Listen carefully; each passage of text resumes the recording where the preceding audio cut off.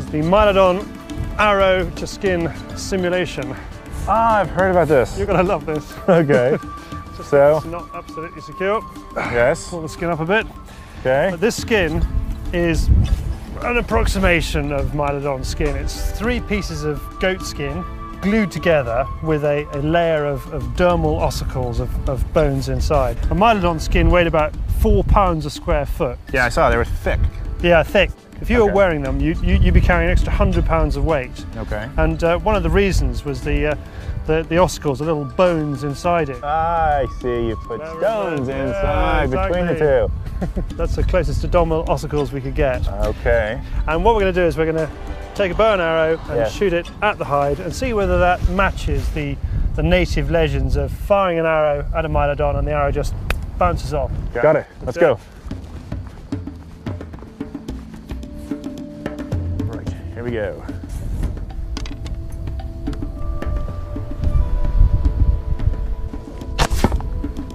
Bounced right off. It works! Let's do it again. Let's do it again. So absolutely no Mylodons were hurt in the making of this film. Did it again, fantastic. There you go. No holes. Not a scratch. Just what we wanted. Wow. So that goes to show people who poo-poo these local legends about arrows bouncing off Mylodons. I mean, this is a kind of Pleistocenic tank. Now, is it possible that an animal of this size could still be found today? I mean, could any animal that was extinct be found today? Yes, several have been found. They found 2 species of deer in Asia. One was in Laos, one was in the Cardamom Mountains of Burma. They found an ox over there. And of course, here in South America, they found the Chacoan peccary, which is a 100-pound pig. So they thought all these animals were extinct and then they recently found them? Yes, I mean, they're mainly nocturnal. People miss them very easily. And that's what I think we're looking for with the sloth. And you think that someone could actually find one? Yeah. What would we do if we wanted to look for one? Well, I've got a bit of mad science which just could give us the way to do it. All right, mad science works for me. Let's go do it. Let's do it. It's time for Charlie and me to head to the lab. Absolutely. What is that? It's 10,000-year-old sloth dung. And these are from the cave? These are from the Mylodon cave.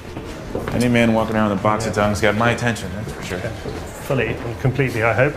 What Charlie has in the box are what scientists call coprolites, better known as prehistoric dung. If this stuff was still steaming, you'd reckon it had been left there a few minutes before, wouldn't you?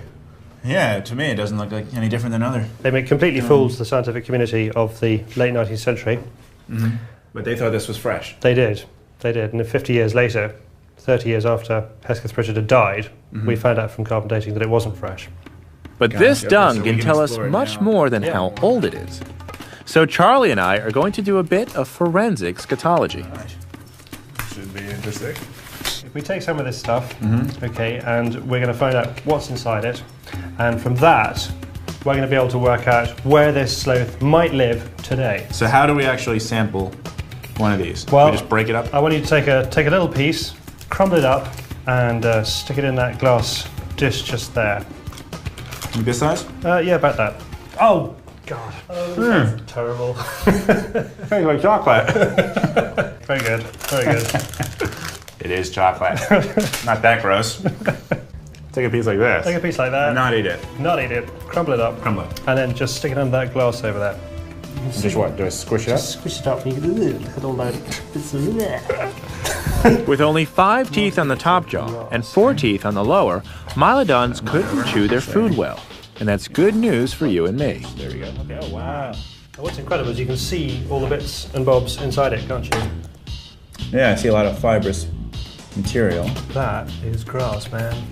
So you actually know what these plants are? Yep, they took them off to Uppsala University in Scandinavia, they washed them down, they did a DNA analysis, they found grasses, they found Poaceae, Cuperacea, that kind of stuff. Now we're going to use that information, we're going to find out what plants it ate, what minerals it ate, what kind of climate there was 5,000 years ago, 10,000 years ago when this thing was in southern Chile, and we're going to work out from that where we think it could be today. By analyzing the dung, scientists have concluded that the Mylodon ate grasses like these. A serious grass. And it's a Marsipospermum. Marsipospermum. And we know that this stuff grows in what's called Magellanic moorland. So these plants were around 10,000 years ago. They were, yes. They're in the feces, the coprolites. They are. And they're still around today. They certainly are, exactly. Wow, okay. So what do we do with that information? Well, we're going to layer that onto the map, along with information about climates, and we're also going to find out what minerals supported sloth life. So we take a map. Yeah. Okay. Climate, green, and we reckon it is going to be found in highland areas of South America. So we're looking at this area just here. And this is the Magellanic moorland. Gotcha. Okay. Okay. Next one. So this tells us that if a sloth were living in South America today, yeah, it would be eating plants in this region. That's right, because that's where you find those plants now. Using the same technique, Charlie colors sections of a second map to reflect the areas that have the minerals found in the dung. And then he colors a third map to outline which climates could support a Mylodon today. The highland areas of Brazil, Guyana, and the Andes. Wow. So we've got climate. Yep.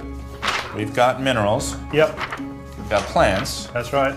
And now? Put them all together and see where we land. All right, I'll let you do the honors. All right. So, first one. Plants. Second one. Minerals. All right, hold on. Let me line these up. Got it. And the third one. That's climate. Climate. So we want to go where all three intersect. That's absolutely right. There. That's the place. A place called El Calafate, at the foot of the Perito Moreno Glacier. A place that was very remote until 100 years ago. And is that where your great-grandfather went? That's right, and he was following the legends into the Andes just there. We're doing it a different way, and we still end up in the same place. Okay, let's go. All right there. I've traveled to the farthest reaches of our planet to investigate the connection between Patagonia and centuries of giant sightings. I saw real evidence of Bigfoot, shot an arrow at a simulated sloth pelt, it works, and examined prehistoric sloth dung for clues about where Mylodons might still roam. Now, Charlie and I are heading out by plane to El Calafate in Argentina. Hesketh Pritchard followed the legends for a year to make it to this same area. But we got here using science. And for us, it's just a short plane ride away. You might think that a quest to find an extinct animal is crazy and that Charlie and I are nuts. But the truth is, animals long thought to be extinct are still being found today. So the question here in Patagonia is, could one of these giant sloths still be roaming the land? There's one way to find out. Aha! Wow. This is gonna be fun. Here's our company. Charlie and I are now at the southern tip of the Andes, heading towards one of the largest glaciers in the world. This is Mylodon country. And this was the area that Charlie's great-grandfather came to. He explored all this area behind, all around these mountains here, up here. He got caught on this lake for 30 hours in a boat. The wind comes up incredibly fast around here. So is this area fairly well explored? No, well, he was about the second or third, and then he went further into the Andes than any other explorer before him. That's the glacier. That's the glacier. Sure. The Perito Moreno Glacier is one of the largest in the world. There's so much ice here that weeks of 70-degree temperatures don't have much effect on melting it. It stretches deep into the Andes and ends in some of the most remote areas. There are pockets in here that have yet to be stepped on by humans. There are pockets inside the Andes that have yet to be stepped on by humans, that's right. So Okay. is this a fairly safe area to explore? This is not a safe area, no. It's not. You've got those blocks of ice falling off the glacier. You've got ice that's underwater that can surface at any time, could take out your boat completely. And you've got icebergs everywhere. I mean, this is a kind of inland Titanic disaster waiting to happen. Great.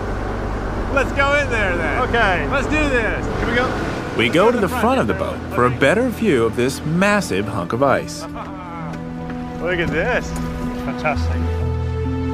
A 200-foot wall of water that's been frozen for thousands of years towers in front of us. We're completely dwarfed by it. This is truly one of the most spectacular sights I've ever seen. But then, Charlie breaks more bad news. There's a curse. Many of the people who have been involved in the search for the giant sloth have died in their 30s and 40s. Doesn't worry me personally, but... How old are you? I'm in my 30s. Me too. We got 10 years, we'll be all right. And you waited till I got all the way out here before you told me about this. Sorry, Josh. What's up with that? Curse or no curse, I'm on a mission to explore whether or not Mylodons could exist today.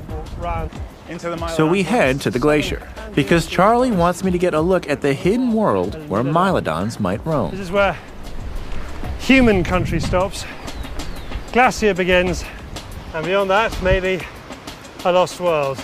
Wow. So we go check it out. Okay, let's go. Charlie has arranged for us to meet a couple of guides who can take us up onto the glacier. Hey guys. Here we go. Here's Cooney. Hi, Josh. Nice to meet you. Nice to This meet is you. Martin. Hi, Josh. How are you? Pleasure. Before we head up the slippery slopes, we have to be fitted with crampons, metal spikes that are strapped onto our shoes. Okay. Without these, we wouldn't be able to walk on the glacier. Follow me. Let's go. Okay. Let's go. Strange walking, isn't it? It is. That's a big one. You've got to watch out for crevasses around here. How far down do they go? Well, long enough for a giant sloth to not be able to get out of them. Oh. Approaching the glacier by boat is dangerous because chunks of ice can break off suddenly. But I'm told hiking on top of the glacier is a lot safer. So safe, in fact, that they're letting us up here without any expedition gear or special equipment. Look at these guys. They're like totally expeditioned out, backpacks and hiking gear. They are. And you look like you're going birding. This giant mass of ice covers an area of 160 square miles, forming a natural barrier between the populated areas below it and the remote mountains above. With the ice constantly melting, the glacier changes its shape every day. Okay, I've seen this in like every Hollywood movie. There he goes in. Ready? Oh my God! Wait, sorry, look at that. That's I didn't realize coming across how deep it went. So far, it's been pretty easy, but it's a long and arduous trek to the mountains beyond. And being near the Chilean border, we can't take a helicopter to the ranges above. Officials don't let private airplanes enter this Where there region. could be a lost world. So Charlie has brought me to this point. This is the closest he and I can get to the area where Mylodons might be. That's the kind of lost world I was talking about. The mountain here on the other side of this glacier. That's right. Okay. It's got everything you need in a lost world. It's got a glacier on two sides, a big body of water on the third side. Inside it, there's the right minerals, the right plants. This could be it. This has been a long journey, but what I've learned is pretty amazing. I've seen evidence of oversized humans who were awe-inspiring to the explorers. I've looked at tracks that prove that the native Bigfoot legends were based on some hard evidence. And following the footprints, I've been to a cave where early humans actually lived side by side with a bipedal giant. Could these giants, the Mylodons, still be alive today? In the last few years, so many species of wildlife have been rediscovered. The chances that the vast, unpopulated expanses of Patagonia